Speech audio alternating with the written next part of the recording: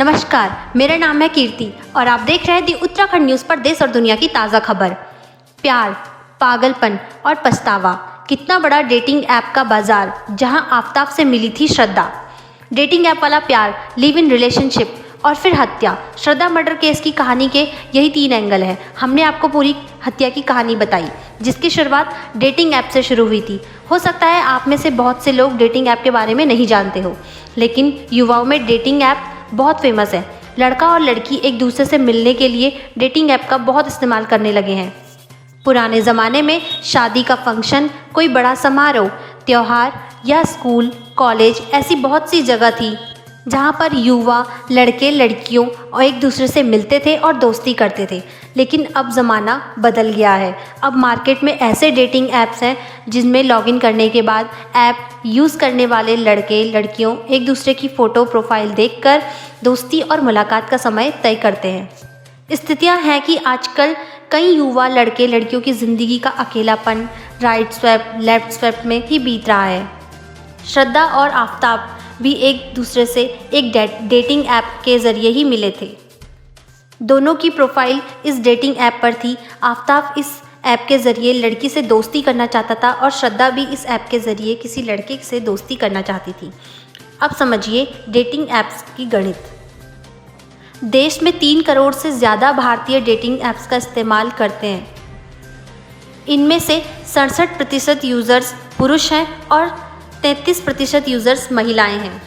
एक dating app के सर्वे में भी पता चला है कि जेन ज़ेड यानी जिनका जन्म वर्ष 2000 के बाद हुआ है, ऐसे में हर 10 में से 9 युवा डेटिंग ऐप के ज़रिए दोस्त तलाशते हैं।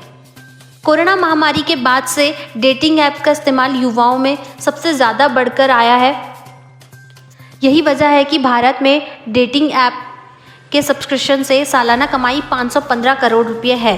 सब्सक्रिप्शन के मामले में भारत दुनिया का चौथा सबसे बड़ा बाजार है। भारत में डेटिंग ऐप्स के 2 करोड़ से ज़्यादा पेड सब्सक्राइबर्स हैं।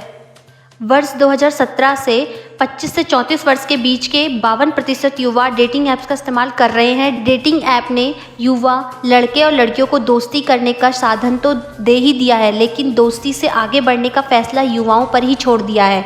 डेटिंग ऐप पर कई तरह के लोग आ गए हैं।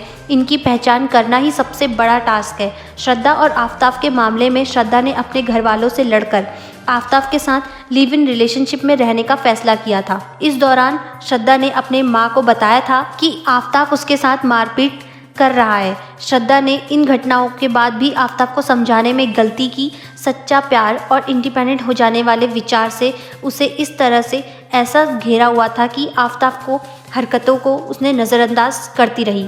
यहीं पर उसकी सबसे बड़ी गलती हो गई थी।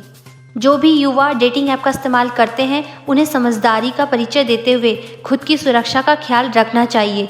दोस्ती में आगे बढ़ने से पहले पूरा भरोसा करना बहुत ज़रूरी है। डेटिंग ऐप से हुई दोस्ती और उसमें व्यक्तित्व की पहचान कर लेना बहुत ज़्यादा ज़रूरी है। यहाँ एक बात हम आपको ज़रूर कहना चाहेंगे कि किसी भी संबंध में परिपक्वता समय के साथ साथ आती है। जल्दीबाजी में लिए गए फैसले अक्सर गलत हो जाते हैं। दी उत्तराखंड न्यूज़ से जुड़े रहने के लिए चैनल को सब्सक्राइब करें और देश और विदेश की ताज़ा खबरों को सबसे पहले जानने के लिए बेल आइकन प्रेस करें। धन्यवाद।